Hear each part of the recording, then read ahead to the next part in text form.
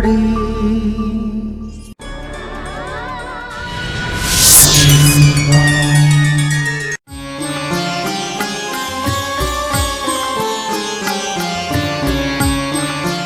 हे भगवान, आपके केवल ज्ञान रूपी चंद्रमा में अनंत दर्शन, अनंत ज्ञान, अनंत शोक, अनंत वीर्य जैसी उपमाएं भरपूर है आपके अंदर, वह अनंत चतुष्टय। हे भगवान, उस अनंत चतुष्टय के प्रति मैं लालायित हूँ। मेरा मन उस अनंत चतुष्टय को प्राप्त करने के लिए मेरा मन ललचा रहा है। जैसे आपने उस अनंत चतुष्टय को प्राप्त किया है, उस केवल ज्ञान रूपी चंद्रमा को प्राप्त किया है, उसी प्रकार हे भगवान, मुझे भी वह केवल ज्ञान रूपी चंद्रमा, मुझे भी उसके एक बार दर्शन हो जाए। हे भगवान, संसार में अनादिकाल हो गया है, संसार परिभ्रमण करते करते अभी तक सुख नहीं प्राप्त हुआ। अगर सुख है तो वह तो स्थितिलामयी है। यहाँ पर कितने भी सुख मिल जाएं, संसार में कहीं सुख नहीं है। सुख तो अनंत दर्शन, अनंत ज्ञान, अनंत सुख, अनंत वीर्य, उस अनंत चतुष्टय में ही समाया हुआ है। देखा है आप लोगों ने कभी महाव्रती महान आत्माएं बिना बोले ही मोक्ष मार्ग का निरूपण कर देती है। जैसे आपने देखा होगा आचार्य गुरुवर विद्यासागर जी मुनिराज बोलते नहीं है, लेकिन जब भी देखो तो ऐसा मन करता है बस देखते रहिए, देखते रहिए, देखते रहिए। क्या आप जब भी कभी दर्शन करने जाते हैं तो क्या आपका मन भरा है? नहीं भरा। बिन बोले ही सब कुछ बोल देते हैं, मौन रहते हैं। मोक्ष मार्ग का निरूपण हो रहा है, मौन रह करके भी मोक्ष मार्ग का निरूपण हो रहा है। तीर्थंकर आदिनाथ भगवान 1000 वर्ष तक नहीं बोले। महावीर स्वामी भगवान 12 वर्ष तक नहीं बोले। क्यों नहीं बोले? क्योंकि उनका चेहरा बोलता है, उनका चेहरा बोलता था। यदि तुम्हारा चेहरा बोल रहा है तो आप मत बोलिए। सच बात बताना, बिना बोले ही गुरु के पास बैठने में कितना आनंद आता है। क्या गुरु ना बोले और आप ना बैठे, ऐसा हो सकता है क्या? नहीं। आचार्य भगवान जब भी बैठे होते हैं तो आप उनके सामने ऐसे गदगद, ऐसे आनंद की अनुभूति करते हो। जैसे ही आचार्य भगवान अपने कमरे में जाते हैं आचार्य भक्ति के बाद, तो उस पाटे को भी स्पर्श कर लिया करते हो, वहाँ की बरगड़ाएं कैच कर लिया करते हो। वो तेज, वो संयम की साधना, तो उनका तप, उनकी ध्यान, उनकी आराधनाएं केवल मात्र देखने से ही सब कुछ प्राप्त हो जाता है। आपने देखा होगा कि जो भाव आपके चेहरे पर होते हैं, जो आपके अंदर है, वही आपके चेहरे पर दिखते हैं। कभी कभी आपने विचार किया कि किसी शॉप पर कोई कस्टमर आता है तो वह दुकानदार पहचान लिया करता है कि ये व्यक्ति नगद लेगा या उधार, उसके भाव आव भाव से ही पहचान लिया करता है। ऐसे ही बीत रात के अंदर जो उजाला, जो दृश्य बीत रात में झलकता है, वह अन्य कहीं देखने के लिए नहीं मिलता है। भगवान, आपके लिए ये चंद्रमा, ये सूर्य, इनकी उपमाएं भी फीकी हैं, क्योंकि जब आपका जन्म हुआ तो उस माता को 16 स्वप्न आते हैं। और भगवान, आपकी माता को जब 16 स्वप्न आते हैं, आप जब गर्भ में नहीं आए थे तो गर्भ में आने से पहले देवियां सेवा करती है माता की, वो 56 कुमार देवियाँ, वो अष्ट देवियाँ और अन्य देवियाँ माता की सेवाएं करती हैं। तब और गर्भ में आने के बाद, गर्भ से पहले भी 6 माह पूर्व रत्नों की वर्षा होती है, 9 माह तक और रत्नों की वर्षा होती है। आपके गर्भ के पहले से लेकर के और जन्म तक 15 माह तक रत्नों की वर्षा होती है। ऐसी वीतराग मुद्रा को देखकर और फिर भी वैराग ना आए तो लगता है आपने अभी दर्शन नहीं किए हैं। जो एक बार आपकी छवि को निहार लेगा, जो एक बार आपको ध्यान लेगा, जो एक बार अपने नैनों में आपको बसा लेगा, फिर उसको इधर उधर भटकने की जरूरत नहीं है। वह तत्व का सार समझ लेगा। हे भगवान, आपको देख करके लगता है बस आपको ही निहारता रहूं, और आपको निहारने से ऐसा लगता है हे भगवान, मेरे अंदर जो इन 8 कर्मों की कालिमा नजर आ रही है, यह आपके दर्शन से, आपके गुणगान से ही यह कालिमा धुल सकती है। इसके लिए आपकी भक्ति के सिवा और कोई उज्जवल जल नहीं है। मुझे तो ऐसा लगता है बस आप ही वह निर्मल, आपकी भक्ति रूपी ही वह निर्मल जल है जो संसार से मुक्त कर सकती है, जो मोक्ष तक की यात्रा करा सकती है, जो सिद्धालय तक पहुंचा सकती है। वो आपकी भक्ति, आपका गुणगान, आपकी आराधना ही है।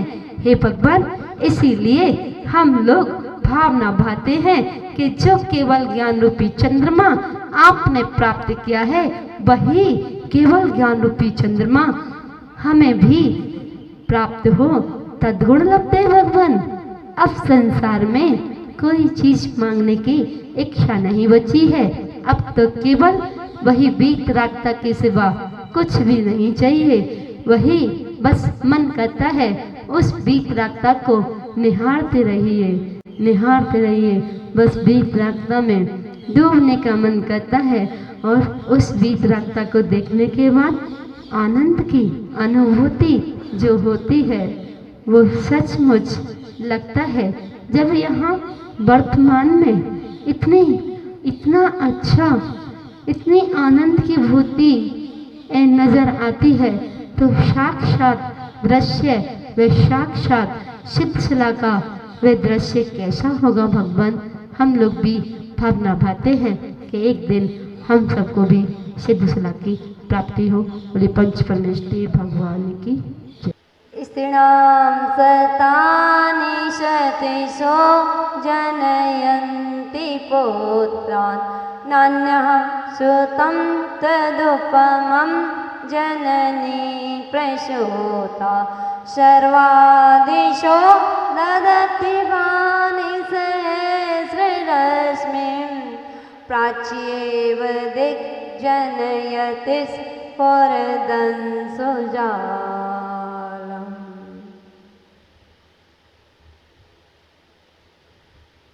हे भगवान, स्त्रीणाम शतानि, स्त्रियों के शतक अर्थात सैकड़ों स्त्रियां। शतशः सैकड़ों स्त्रियां, सैकड़ों पुत्रों को, पुत्रान पुत्रों को। हे भगवान, सैकड़ों स्त्रियां सैकड़ों पुत्रों को जनयन्ति जन्म देती है। हे भगवान, सैकड़ों स्त्रियां सैकड़ों पुत्रों को जन्म देती है। जनयन्ति पैदा करती है, जन्म देती है। तदु हमम, लेकिन आप जैसे, तदु हमम, आप जैसे, सुतम, आप जैसे पुत्र को, अन्य माने दूसरी, जननी माने माँ। हे भगवान, आप जैसे पुत्र को जन्म नहीं देती है, ना प्रसूता नहीं जन्म देती है।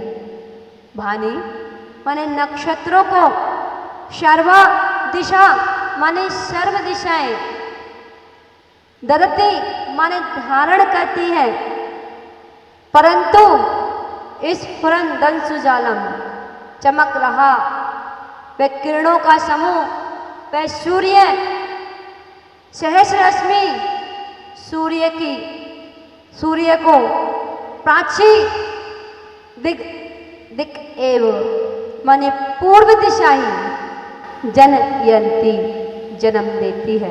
कह रहे हैं, हे भगवान, अनेकों माताएं, सैकड़ों माताएं, सैकड़ों पुत्रों को जन्म देती है, पर आप जैसे पुत्र को जन्म देने वाली मात्र एक ही माँ है। आप जैसे पुत्र को जन्म देने वाली अन्य और कोई माँ नहीं है। और उसका उदाहरण दिया कि किस प्रकार जैसे नक्षत्र, तारे, चंद्रमा आदि को सभी दिशाएं जन्म देती है, लेकिन सूर्य को मात्र एक पूर्व दिशा ही जन्म देती है। इसी प्रकार सैकड़ों माताएं सैकड़ों पुत्रों को जन्म देती हैं, और आप जैसे पुत्र को जन्म देने वाली माँ तो एक अद्भुत, अद्वितीय, पुण्यशाली, पुण्य प्रतापी हुआ करती है। आज हम वर्तमान में देखते हैं, जब कोई गर्भवती स्त्री होती है तो वे क्या देखती है? मोबाइल, फेसबुक, इंस्टाग्राम, ना जाने कहाँ कहाँ के व्हाट्सएप चलाती है। इसलिए पुत्र भी जन्म लेने के साथ ही और यूट्यूब खोलना चालू कर देता है। इधर जन्म लिया, 1 साल का 2 साल का हो नहीं पाया, माता पिता को वो चलाना नहीं आता और बच्चे चला लेते हैं। क्यों? क्योंकि गर्भ के संस्कार थे मोबाइल। और जब तीर्थंकर बालक गर्भ में आए थे तो उनके संस्कार थे, जब गर्भ में नहीं आए उससे पहले ही वो स्वर्ग की देवियाँ, वो अष्टकुमारी देवियाँ, वो 56 कुमारी देवियाँ, वो 14 में इंद्र परिवार इंद्राणियाँ, वो सब माता के कक्ष में और गर्भ शोधन कर रही हैं। और वो अष्टकुमारी देवियाँ, वो 56 कुमारी देवियाँ मंगल गान कर रही हैं, मंगलाचार कर रही है, माता को धर्म चर्चाएं सुना रही है। इसलिए तीर्थंकर बालक का जन्म होता है और वे जन्म से ही 3 ज्ञान के धारी होते हैं।